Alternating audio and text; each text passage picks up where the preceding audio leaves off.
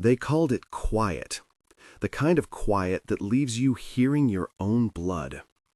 Out here, the forest went completely silent, and when it did, that was usually the moment something was wrong.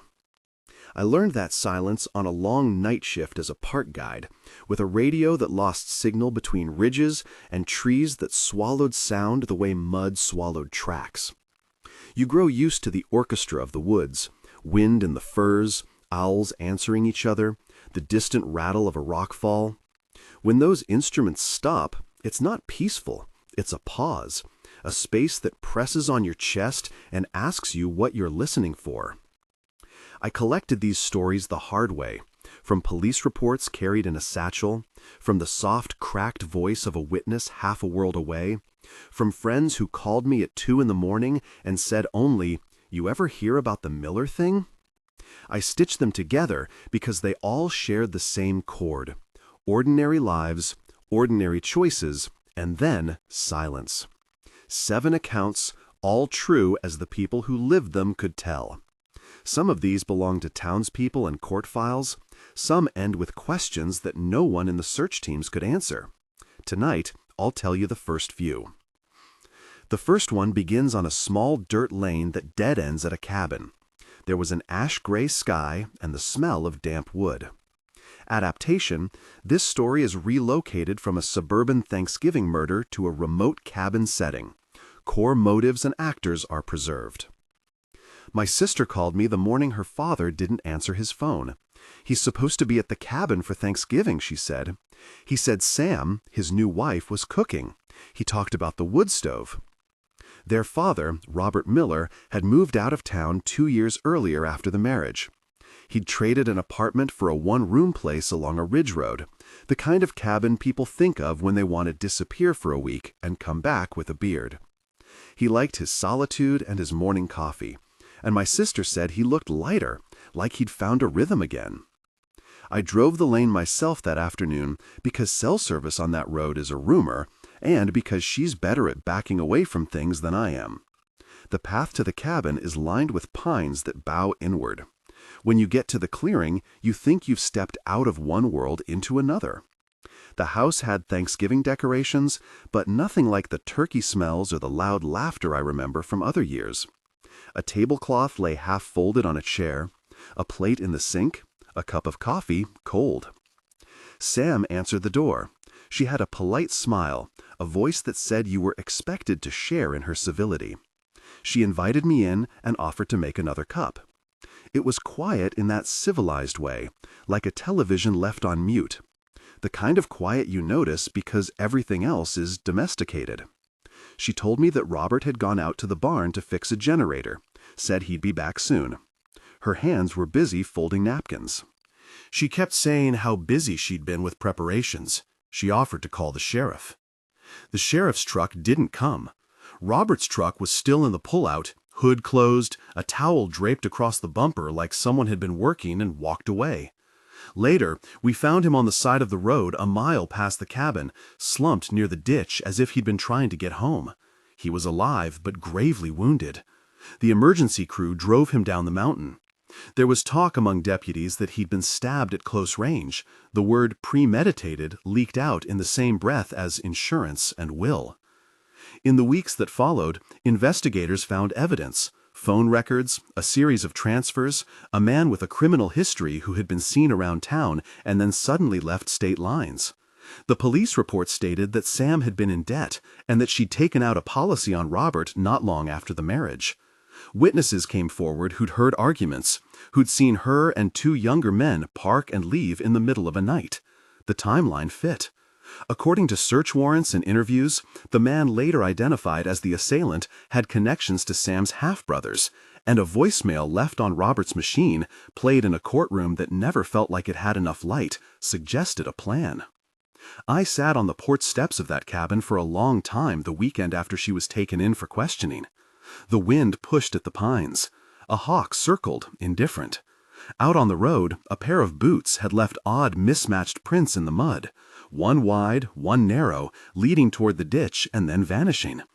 People asked me later why I hadn't said something sooner, if I'd had any sense. I didn't. He was my father, and I trusted him to know how to keep himself safe, even in stupid situations. That's what makes a betrayal like this so sharp. It's not the violence that shocks first, it's the normalcy. You learn a different kind of listening after something like that. The forest went completely silent the night they took Sam away in the sheriff's cruiser. The pines held their breath. It felt rude to fill the air with explanations. Short breath, the trees remember what humans forget. If you want more deep, true wilderness stories like these, hit subscribe, more coming. If that sounds like a throwaway line, believe me, it's not.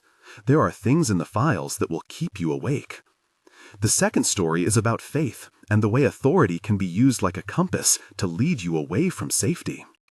Adaptation: this incident is adapted from an urban church predator story into a remote retreat camp setting near a state trailhead. Core motive: predatory behavior by a church leader and institutional denial is preserved. She was 21, the sort of woman who still kept the habit of walking at midnight to feel like she owned the town. The retreat was a 3-day thing: hymns, campfires, workshops in timber-framed lodges. Brandon ran the youth group. He had a voice that listened like hands, and he smoked on the porch while telling stories about wolves and wilderness survival. He was polished in a way that made the townsfolk trust him. He donated money, he fixed other people's roofs, he wore shirts without wrinkles. On the second night, after a concert in the town square, she took the trail back toward the retreat alone. The path is a narrow ribbon between aspen and cedar, the kind of walk where the sky breaks open and you feel small. Brandon's truck idled at the trailhead when she reached it. He said he'd been looking for her. According to her later statements, he'd offered a ride, and then, when she declined, started to walk beside her to keep her safe. The talk turned slick. He praised her voice, her devotion, the way she trusted the church. It was flattering at first, like sugar in black coffee, and then it felt like a net tightening. She told me how she noticed the small things, the way he used phrases he knew would make her defend herself, the way he said no one would believe her if she said anything bad about a pastor. He tried to touch her shoulder. He told her he could get her any role she wanted in the camp's next event if she kept quiet. The distance between the retreat and town is miles of worsening radio signal. If you're wrong about someone at a place like that, there's no immediate crowd to back you up. She fought him off and ran, she said, ran with mud on her calves and breath that said escape. She made it back to a porch light on the far side of the property where a counselor took her in and offered tea. The camp director, a man who had once preached at the county fair, asked what happened in a voice that tried to be concerned and also like a judge. Brandon denied the allegation. He laughed in ways that settled like dust. The director admonished her about women making accusations and urged reconciliation. She left the retreat the next day and didn't come back. The town swallowed the dispute. Some called it a misunderstanding. A few people asked whether she had asked for anything in return. The church leadership arranged meetings meant to heal the community. Brandon kept his position for a while longer. There were whispers. There were also contributions, casseroles, the sort of practical arrangements that make support visible while eroding it where it matters: trust. Years later, she told me she still feels unsafe on familiar trails. She avoids the trailhead where his truck is now sometimes parked. Decades later, the cab's still smelling faintly of leather and aftershave. If you spend any time in the woods, you start to notice how people carry power like gear, belts and hats and names, and how it can be used to make a place feel small and enclosed. The forest went completely silent the night she left town for good. The silence was a consequence of everyone pretending the sound didn't matter. That's the thing about institutions. They promise safety and sometimes become a velvet trap. The trees don't care which side you're on. They only mark footsteps. The third story is about choices on a road that seems old as the hills, and about the courage it takes to turn fear into action. I met the kid at a gas station in a place that had the air of a town that time forgot. One blinking lamp, a soda machine that never worked, and a diner that hadn't changed its menu since the 80s. He was 15, bone-thin, nervous the way people are when they keep travel in their pockets. He'd been hitchhiking north for work. He had a backpack that smelled like detergent and a guitar case with no guitar. He said he'd left it in a friend's shed, but he had quick hands and faster eyes.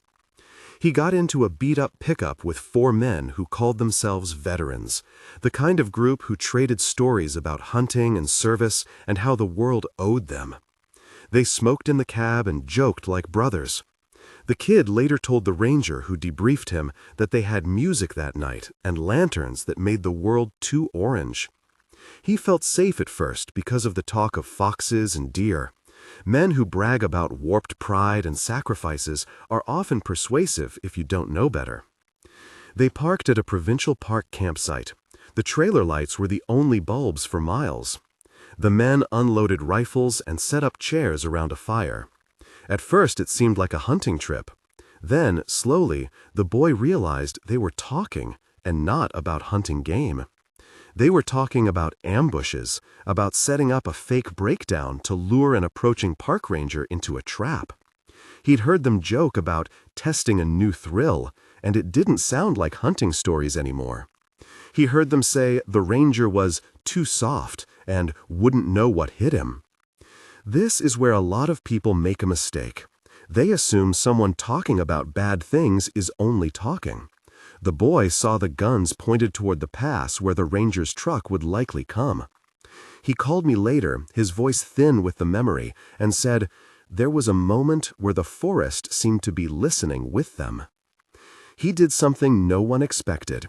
He slipped on a jacket, put his thumb out, and staged a breakdown a few miles down the road to intercept the ranger coming on shift. He told the ranger that his truck had died, that he needed a lift back to the campsite. The ranger, an older man with a back like a bent axe and a tendency to trust faces in need, slowed. They talked in the cabin light early morning. The kid spun a story about getting lost on a walk.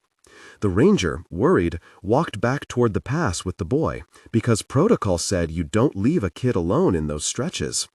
The 4 men watched them go. It's hard to say whether the men would have gone through with what they'd been planning, but when they realized they'd been duped, they erupted. The camp became an ugly place fast. The men swore, the fire spat, rocks flew. The boy heard challenges and promises, the kind thrown in the dark when courage can't be measured against love. From where the ranger stood, someone grabbed at his belt. Someone else moved into the light. The kid, in a split decision that felt like both instinct and calculation, faked a fall, making enough noise that the ranger turned back. The ruse worked. They fled. The boy told me he hid in the brush for 2 days. He described the nights as long, like chewing leather, and the mornings as sharp with frost. He said the sky seemed to have fewer stars when he slept under low branches. He eventually found a road, flagged down a passing truck in a small town, and the sheriff came up the mountain. The men were gone. No arrests were immediate. Some of them disappeared into other counties and other towns. The ranger's life, according to the files, was likely saved by the boy's quick thinking. There are places on a map where help doesn't arrive in minutes. It arrives in hours, or sometimes never. The woods turn questions into long distances. This kid's courage was a narrow thing, a sudden decision under pressure. It mattered.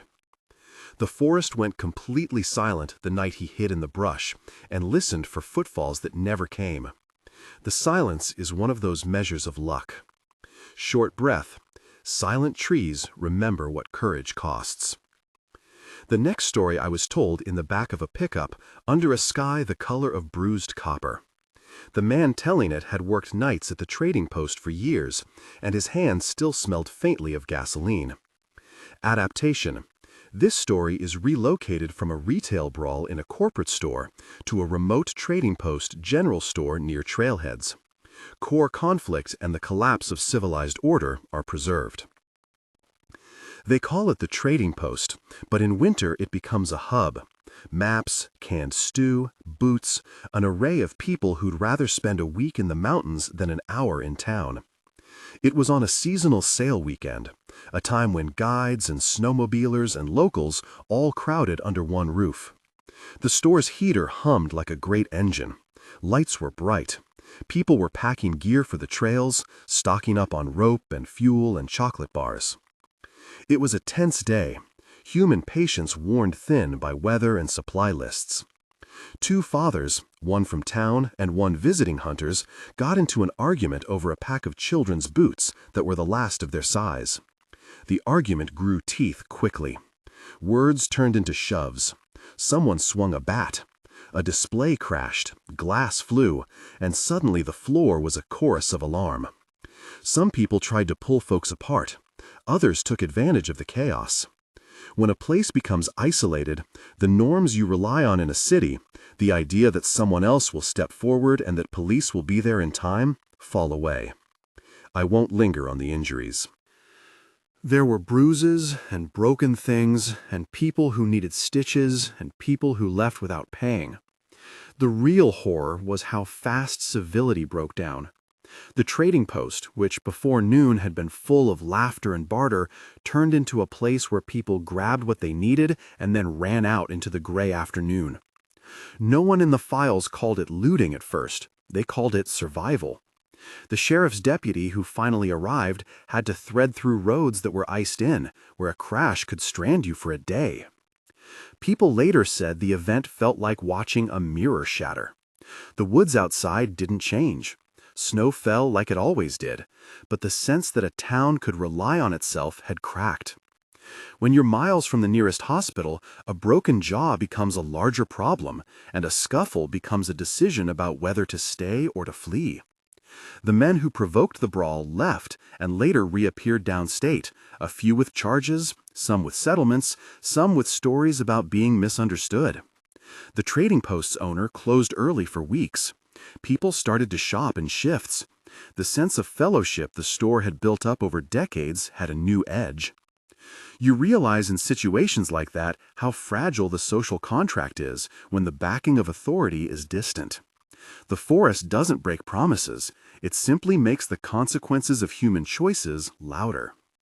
The forest went completely silent the night the lights went out above the trading post, and people picked choices like survival over mercy. The trees watched the road and kept their own counsel. I was telling you this because of what my friend at the post said after. When folks are hungry and scared, the first thing to go isn't law. It's the idea that we're all together. That's the same logic that puts a polite stranger into the back of your car or pushes a neighbor to make a cruel decision for gain. I've seen it stretch from a trading post to a cabin, and it always looks the same. Ordinary people making ordinary choices, until they're not. The forest was quieter still as winter closed in. The path between the trading post and the town was hard-packed and slick. I drove it the week after the fight, alone, thinking about the men whose faces had looked like someone else's memories. There are more stories to tell. Some of them wind closer to home, some of them end with questions that keep hunters up at night. The next tale is one that lives under the skin of a family. Footsteps, a silhouette, and the unbearable idea that someone could watch you sleep and not be noticed until later. I'll tell you about the cabin with the lighted window, about toys that go missing, and the small predatory patience of whoever stood at the glass. The family swears they locked the door, the dog barked at shadows, and yet something or somebody kept returning. The intrusions were small at first. A coffee mug moved, a window unlatched. Then the silhouette. Then the sense that the house was no longer only theirs to retreat into. You have to understand the geography for that story. The cabin sits on a promontory with a single dirt road in and out. In winter, you could be cut off by a storm. The nearest neighbors are miles away, and neighbors are slow to notice things beyond their own perimeters. It's a place designed for respite, which is why the idea of intruders is so bone-deep unsettling. When I sat with the family in their living room, the mother's hands trembled around her mug. The dog padded silently at her feet, alert. She told me the silhouette story in a voice that tried to keep calm and did not. She spoke of returning from a long trip and seeing the upstairs window lit with a figure as if someone were watching their beds. They went upstairs and found no one. They called the sheriff. No one was ever found on camera, but the sense of being observed didn't stop. The dog would whine when the wind blew from a certain direction. Keys would be misplaced.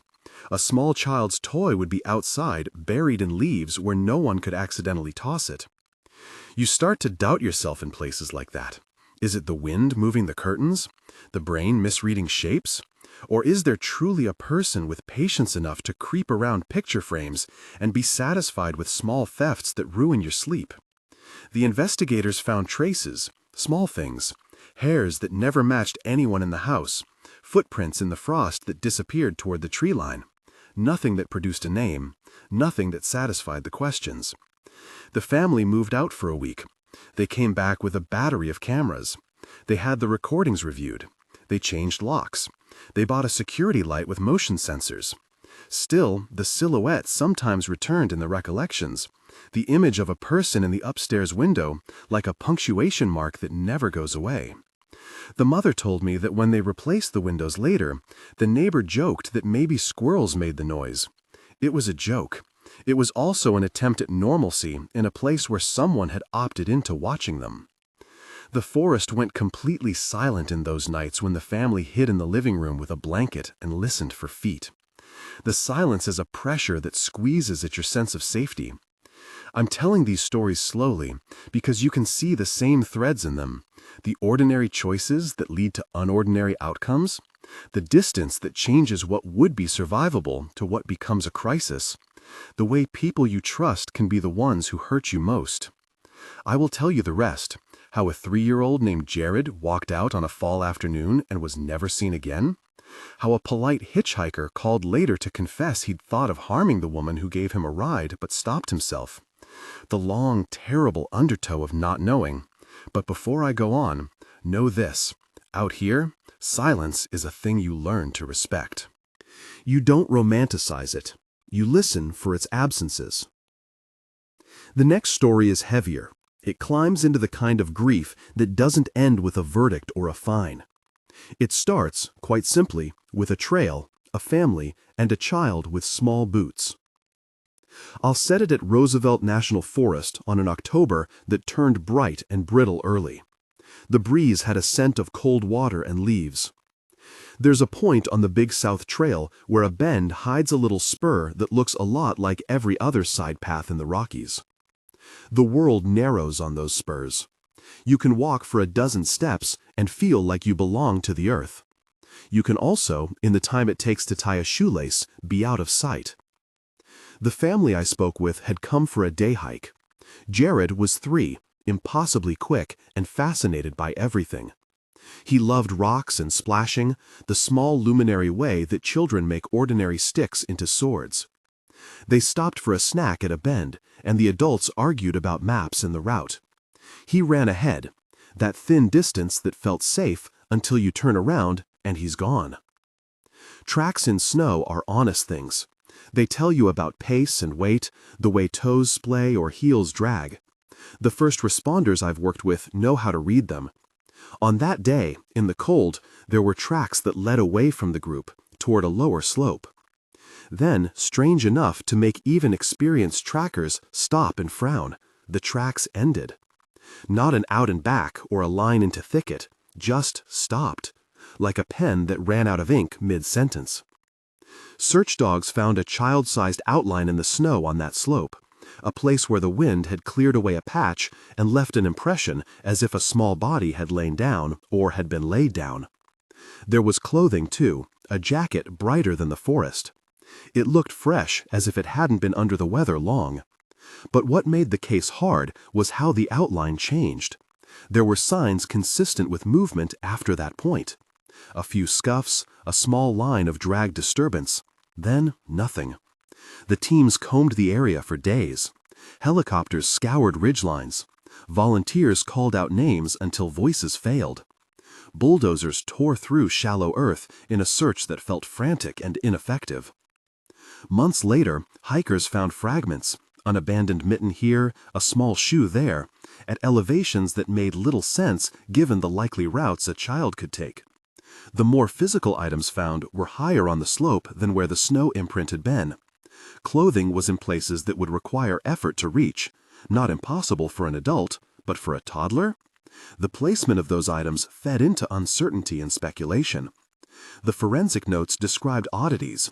Some fibers appeared relatively fresh despite being exposed, and some clothing looked to have been moved sometime later. The coroner's report that was eventually filed listed partial remains found in a remote drainage, but the details left family and investigators with more questions than answers. The cause of death in that file is listed with qualifiers. There were inconsistencies in the deposition of materials. There were scales of decomposition that did not align with a single narrative. I won't try to stitch a neat ending to this one because there is no tidy closure. The lack of resolution is the cruelty of it. Parents who search are given to memory like a wound. They replay the angle of a bend, a joke told before a walk, the color of a jacket. The case remains officially unresolved in some ways, even where reports claim discoveries. The law can mark something as found. Time does not make the questions any easier. The forest went completely silent in the hours after the search teams left and the snow settled over the tracks. Silence carries the weight of 1,000 unasked questions. A ranger who was on the team told me later that sometimes you find answers in the smallest things. A twig snapped wrong, a berry that shouldn't be where it is. But not every puzzle gives its solution. Some leave pieces scattered like thoughts you can't fit back together. The family moved their home after the seasons turned. They visit the graveside of what was found, or what they were told to accept, and they live with an absence that never shrinks. There are things about that day that haunt me as a storyteller. The suddenness of an ordinary afternoon moving to the extreme. The way search teams, good people who measure hours and coordinates in hope, can be stymied by the simplest of puzzles. The way a child's small shoe becomes a question in the hands of a grown world. Silence is not an answer. It is a test. We're deep into the night now. The forest beyond the window where I sit is darker than anything in town. I can hear the occasional snap of a twig, the slow whisper of wind. There are 3 stories left to tell. One is the cabin silhouette, which I started to outline. One concerns a woman who gave a hitchhiker a ride and then received a call a week later that changed how she thinks about kindness. And the remaining one, the one that sits heaviest, is the aftermath, the things that are only understood after a long, slow time. But before I head into those, there's another thread that ties the tales you've just heard: small decisions. Picking up a bag of groceries and carrying it to the car. Deciding to trust someone who wears a name badge. Leaving a door unlocked on a night you think no one will come by. We tell ourselves we're making minor choices. In the backcountry, minor choices become magnified. The forest doesn't help you with that arithmetic. There's also something else: how communities respond. Sometimes they rally and become a net. Sometimes they choose silence and protection. Those choices, the way we respond to breaches of trust, are part of the story. I'll come back with the rest of these accounts, to finish the silhouette story, to tell you about Nikki and the hitchhiker, and to close with the one that leaves more questions than answers. For now, imagine a line of trees at dusk, a ridge where the horizon is a blade, and the moment when every animal hushes. That hush is not a promise. It's a warning. It is the voice you listen to when you're alone and want to know if all is well. When the forest went completely silent, you learn to be suspicious of the quiet. You learn that sometimes the most dangerous thing is the absence of noise. In the next clearing, I'll tell you about a house that wasn't quite a home anymore because of a shape in an upstairs window, and about the way a polite voice on the phone can sound like confession. But I'll leave that for a moment, because there is a sound outside my window now that I have to check. The kind of small noise that makes you prove to yourself that silence is not a lie. I opened the window, the sash moving with the small, honest squeak that always makes me think of an old hinge finally agreeing to cooperate. A fox slipped across the far edge of the yard, and the world sighed back into its usual noises. A branch rubbing, the far caw of a crow, the river somewhere below the ridge. Nothing sinister, nothing that would make a person lock their doors for the rest of their lives. Just noise, ordinary and forgiving.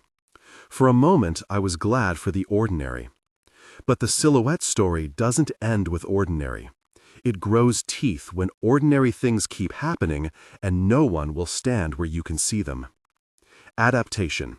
This account is relocated from a suburban silhouette at a window incident to a remote cabin on a promontory. Motive, pattern of intrusion, and unresolved outcome are preserved. Setting altered for thematic coherence. They moved into that cabin because they wanted a way. The father had worked in a city hospital for years. The mother taught art to teenagers. The place sat above a hollow where the road wound like a lazy comma, and in summer you could hear children's voices in the valley and think you were far from any trouble. It's the kind of house you imagine locking and leaving behind the noise of town, until the noises that matter start to happen inside. The first sign was small enough that it could be shrugged off. A child's plastic horse that belonged on a shelf found outside in the leaves. The dog barked at dusk one night and refused its dinner the next. In winter, the parents found that the upstairs window, the one that caught the first light in the morning, had a faint smudge, like someone had leaned against the glass to peer in. At first they blamed squirrels and frost and the long shadow of winter. But animals don't leave a trail of rearranged family photos on the dining room table, or a coffee mug set on a counter in the wrong place. When the forest went completely silent, you learn to be suspicious of the quiet.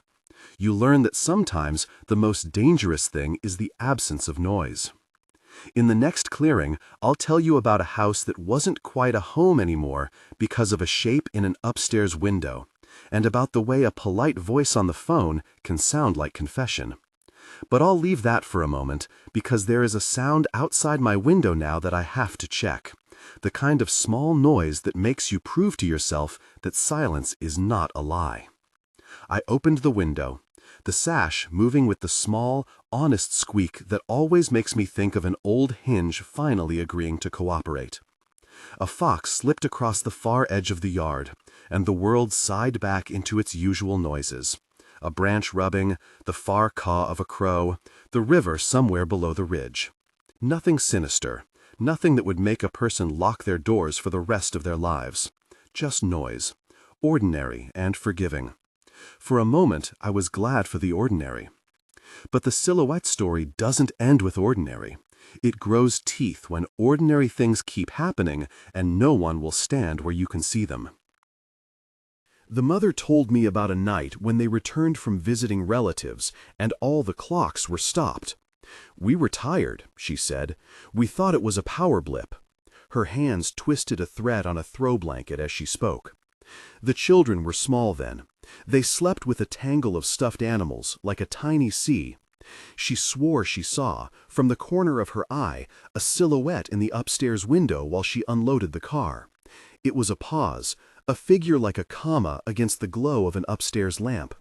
She called upstairs, the way you do when you expect a sleepy adolescent to grace you with an explanation, and there was only a closet full of winter coats and the sound of the heater clicking on.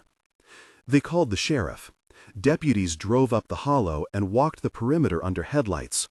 They found prints in the frosted grass that led to the tree line and stopped as if someone had decided to step back into the woods. There were hairs on a windowsill that did not match anyone in the house. There were small disturbances where a hand might have brushed a curtain. No DNA that led to a name. No one on the sheriff's beat with a record that fit. They put up cameras. For 3 nights, the cameras showed only the predictable: deer noses flattening to sniff the lens, the swinging of branches in wind, the slow passage of clouds over the moon. On the 4th night, a tiny single frame registered at 2:13 a.m., a dark shape on the far side of the yard, between the pines.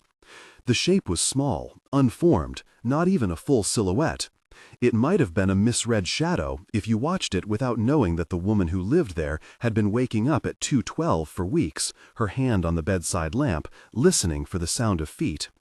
They had an excerpt of the tape burned, played it in the sheriff's office like a talisman. The image did not produce a suspect. It did not produce a name. It produced a kind of exhausted disbelief. Neighbors said they had seen lights in the trees sometimes, the kind of light that could be a cigarette through branches. A man who cut wood a mile away said he'd seen someone crouched under a cedar once, watching the house like you watch a dog that has begun to show teeth. He wouldn't give the deputies a clear description. A woman at the store said she saw a van idling at the head of the hollow at odd hours, but the van left before anyone could get a plate number. The evidence dripped in, small and maddening. What the family felt most, aside from the violation, was the way their refuge had been made porous. In the city, you chalk up strange things to the crowd, a neighbor, a drunk. Out there, you have the sky and the trees and the distance. Distance is not always a protector. It is a measure of how long it will be before help arrives, and it is a scale for fear. They moved for a week. They slept in a motel where neon signs promised coffee at dawn, and the dog couldn't find the lawn to mark. They returned with floodlights and a panic button tucked behind the microwave. For a while, the lights convinced the silhouette to stay away.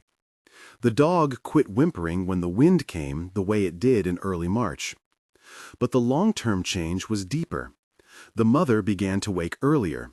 The father started taking back roads to work that added an hour to his day. The children learned to close shutters with a clatter that was meant to be confidence and felt like a ritual of defense. Months later, a man in town, a known petty thief, a local who owed money, and had the sort of past that lined him up with mischief, was questioned about a string of burglaries down the valley. He admitted to taking things from a few porches, but denied ever watching a family. His story ended with shrugging words. The sheriff acknowledged the break-ins, but said they couldn't tie him to the silhouette frames. The family wanted a name. They got a shrug and a cautionary suggestion to install thicker doors. There was no dramatic arrest. There was no community reckoning. The house that had once been a place of refuge became a place of constant small corrections. Leaving lights on, choosing curtains that could not be peered through, teaching children to sleep with a chair by the door. The silhouette remained a punctuation mark in their memories, not resolved, not explained. That is often the story out here. A problem becomes something you learn to live with, and learning to live with it becomes part of your daily weather. The last thing the mother said to me when I left was a small, practical piece of grief. I thought leaving the city would protect my kids. We wanted quiet. We got watched. She laughed in the sort of way people laugh when they are tired of staying precise about how scared they are and want to make the world lighter. Her hands were steady as she pointed to the tree line. The woods don't promise you safety, she said. They just keep what you bring with you. The forest went completely silent on the nights they slept with the motion lights on and tried to convince themselves that nothing would get past them.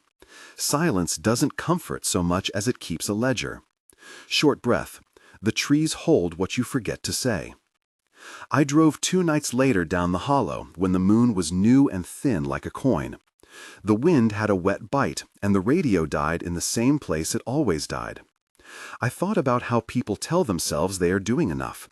Camera, lights, new locks, and how those things are all little responses to a larger absence, the community that would step forward if the stakes were the same for everyone. Out here, neighbors are leaves separated by a wide wind. That alone changes the arithmetic of safety. From there, I want to take you to a different kind of quiet, the one you carry on a highway, where the trees bend into a corridor, and all the decisions you make in 5 minutes can stretch for years. She called herself Nikki when we spoke on the phone. She worked 2 jobs for a while and liked to listen to old radio programs when she drove at night, as if the sound of someone reading could keep things honest. It was late October, the kind of night where the air snaps and your breath makes little ghosts, when she pulled into a diner just off a county route. The place had coffee that tasted like a promise and booths that had seen more lives than most books did. A young man was on the porch with a backpack and a look that said he'd been walking too long. He was clean enough, polite in a way that made her remember her own daughter. He asked for a ride to the city edge. He said he had a friend who could put him up. He was the sort of hitchhiker who kept his voice level and his eyes steady, the kind of person who knew the rules of being taken in. Smile, tell a brief story, make the decision easy. She decided to be kind. They shared a coffee. He had a laugh that turned to sugar in the middle of a sour joke. She remembers his hands, the way they wrapped around the mug. She remembers the diner's neon reflecting in his pupils. She dropped him where the highway opened into the service roads that led into the city. He said thank you. He got out with a small, polite wave and a promise that he'd make it by sundown. A week later, her phone rang while she was making dinner. It was that man. She didn't recognize the number at first. He said his name had been Mark, or another name. I won't fix him to a single word, because sometimes names are fluid on the road. And then, in a voice that made the hairs on her arms stand up, he told her something she never expected to hear. He had thought about hurting her. He said he had intended to test himself, to see if someone who trusted him could be broken. He said that when she leaned into the act of kindness, when she offered him food and conversation, something in him changed. He told her he could not do what he thought of doing. She listened, and the world the phone transmitted shrank to the two of them and that small, haunted confession. He said he was sorry, and that he'd called to tell her he'd failed himself. He said he wanted her to know because he couldn't repay a kindness like that any other way. She later told me that she felt a mixture of horror and guilt. Horror at what might have happened, and guilt for what she had done that day by making a stranger feel seen. She wrote it down as a lesson that did not sit comfortably. Some people change course because of a small grace, some people don't. There was no legal follow-through. He was a man she had lifted by luck onto a curb, and a confession without an action on his part is a strange thing for a prosecutor to pursue. The call didn't make a case file. It made a line in Nikki's memory that she couldn't erase. She stopped picking up people on the highway after that. She told her daughter to come early from school to have friends waiting by the porch light. She carries the memory like a stone in her pocket. Sometimes she says she owes the man a kind of gratitude, and sometimes she says she feels like she was nearly the target of something she will never fully map. When I asked why she had been kind that night, she said, simply, "I was tired. I thought a ride wouldn't hurt." She paused and then said, "I think kindness still helped.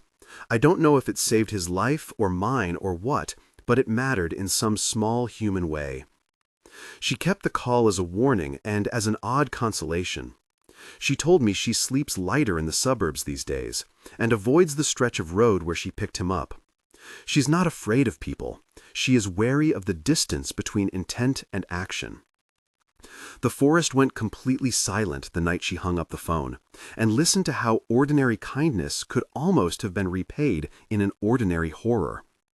The silence afterward was a reminder that good acts do not nullify risk. They sometimes redirect it. A quiet that does not promise safety. We've been moving through 7 things that share a chord, the way ordinary life can fold into harm when distance makes voices thin, when trust is weaponized, when choices are small and consequences vast. 2 of these tales end with names and charges. 2 end in mixtures of public disgust and private sorrow. Some end with no tidy conclusion at all. The story that sits heaviest in my mind is the one you already know the bones of, the one with a small boy who wandered and whose absence left the world rearranged. I told you about the tracks and the imprint and the odd distribution of clothing on a slope. I want to sit longer with what that kind of not knowing does to people who search. Search teams do a kind of labor that is both physical and ritualistic. You learn patterns of movement. You learn to read a boot print the way a pianist reads a score. Trackers work in low light and imagine a body's possibility like a map. In Jared's search, there were hundreds of volunteers who came with little more than gloves and a hunger to help. They made strings of people along ridgelines, voices calling his name through valleys until throats were raw. They sang songs to keep morale, because in long searches, songs stitch people together like thermoses hold heat. There were theories. Someone suggested a mountain lion. Someone else suggested that he had been carried away by a stranger. There was talk of weather and of how fast a child could get cold if separated from warmth. There were debates that were sometimes kind, sometimes sharp. Volunteers will argue about what a track means the same way doctors argue about a diagnosis. None of those theories gave the family a bookend. When partial remains appeared, I am careful with wording here because the official filings use measured phrases. It forced a kind of grim accounting. The medical examiner's reports are precise, full of the kind of terms that try to calm families by substituting analysis for feeling. But there were anomalies in the deposition of what was found. Items located at altitudes that didn't fit the initial path. Fragments that suggested movement of materials after the fact. The coroner's report, read in legalese, left room for doubt and for the aching that families carry. It said what it could say while leaving open the questions it could not answer. The investigation widened. Agencies from county and state came with different equipment, different protocols, different languages for the same grief. They traded hypotheses about whether items were placed by scavengers or by a set of circumstances that placed them higher on a slope. Internet sleuths added their own patterns, correlating photos and posting theories that sometimes gave families hope and sometimes gave them headaches. You learn quickly that publicity can be a double-edged blade. It can rally resources, but it can also bring speculation that splinters attention. For the parents, the most damaging thing was the gap between what they wanted and what the world could give. They wanted the concreteness of a name, a date, a small human account of what happened. They got reports, fragments, and a kind of bureaucratic compassion that did not fill the hole inside a life. They moved homes because the trail they walked every day was a place of endless replay. They visit the site sometimes. The mother told me that she still straps a child-sized boot onto a mantle sometimes, set there as a way for the house to remember a presence. Some search members, the ones who knew the terrain, told quieter stories. One ranger, a woman who'd tracked elk her whole life and who spoke in the tone of someone who measures time by seasons, told me she sometimes thinks the forest keeps its own ledger. It doesn't write answers that people like, she said, but it keeps consequences. She meant that the woods do not act with malice. They simply record what happens in the way that snow holds tracks. She told me, too, that sometimes you find a clue in the most banal thing. A child's sticker on a log, a cloth that had somehow snagged on a branch. These are not revelations of a higher meaning. They are small leads that make the days of looking feel less empty. The family now carries an absence that has been given a name in public filings but has not been wrapped with the certainty loving people want. The official line might say, items recovered, and investigation ongoing. The parents live with the weight of questions that have never been light enough to set down. That is a cruelty that is common in wilderness cases. Nature complicates the evidence chain, distance complicates the timeline, and time complicates memory. Years later, I met volunteers who still cross-checked maps against the day he disappeared. They dive into memory and point to small choices that might have mattered. Letting a child run 20 feet ahead, taking a call on the way down a trail, leaving a jacket unzipped. I do not mean to make anyone blame themselves. The point is to show how the arithmetic of distance multiplies the cost of small acts. A 3-year-old's sudden curiosity requires only a second to change everything. The rest of us are left to count the seconds after it's over. The forest went completely silent the night the search lines thinned and the lights of the base camp were packed away. Silence took on a shape then, a silence that was not only absence of sound but absence of resolution. It settled on the hollow and on the faces of the people who had come to help. Silence tested their endurance. It did not pass. The forest went completely silent the night the search lines thinned and the lights of the base camp were packed away. Silence took on a shape then, a silence that was not only absence of sound but absence of resolution. It settled on the hollow and on the faces of the people who had come to help. Silence tested their endurance. It did not pass. Short breath. The sound of silence can be slower and colder than any wind. I've told you 7 accounts now. Each one is its own kind of quiet. The quiet of a house that hit a plan. The quiet of a church that preferred its posture to its protections.